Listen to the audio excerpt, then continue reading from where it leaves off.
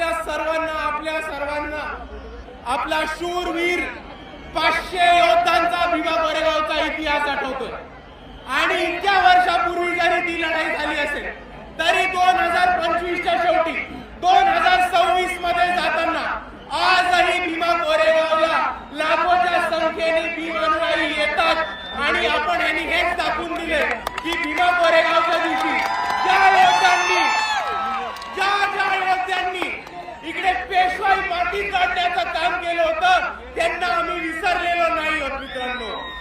आणि दुसऱ्या बाजूला ज्या 500 शूरवीरांनी इकडच्या व्यवस्थेच्या विरुद्ध, इकडच्या परिस्थितीच्या विरुद्ध आणि इकडच्या पेशवाईच्या विरुद्ध बंद उकरण्याचं काम केलं होतं त्यांना आपण अभिवादन करायला येतो।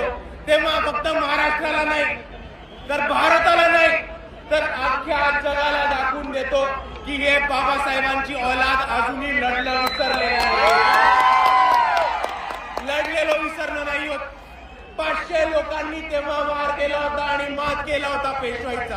आणि आजही आपल्या सर्वांना दाखवून द्यायचंय की समोर किती मोठी परिस्थिती असेल, किती मोठी ताकद असेल तरी आज जर इकडे 500 लोक बाबासाहेबांचे अनुयायी जमले तर समोरच्याला कापल्याशिवाय राहणार नाही।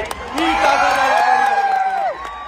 आणि म्हणून मी आपल्या सर्वांना एवढीच विनंती करतो की आज जसं आपण भीमा कोरेगावच्या इथे अभिवादन करायला एवढ्या मोठ्या संख्येने आलो त्याच पद्धतीने आपल्याला हा शौर्याचा इतिहास आणि आपल्याला आपल्या समाजाचा लढवय्या इतिहास पुढे घेऊन प्रत्येक क्षेत्रामध्ये घेऊन जायचा आहे। आणि भीमा कोरेगावच्या शौर्यांना आपण तेव्हाच अभिवादन करू जेव्हा आपण त्यांच्या पद्धतीने त्यांच्यासारखे छाती टोकपणे लढणं शिकू। एवढं म्हणून मी माझे 2 शब्द थांबवतो। आपल्या सर्वांना एकदा पुन्हा एकदा जय भीम, जय संविधान।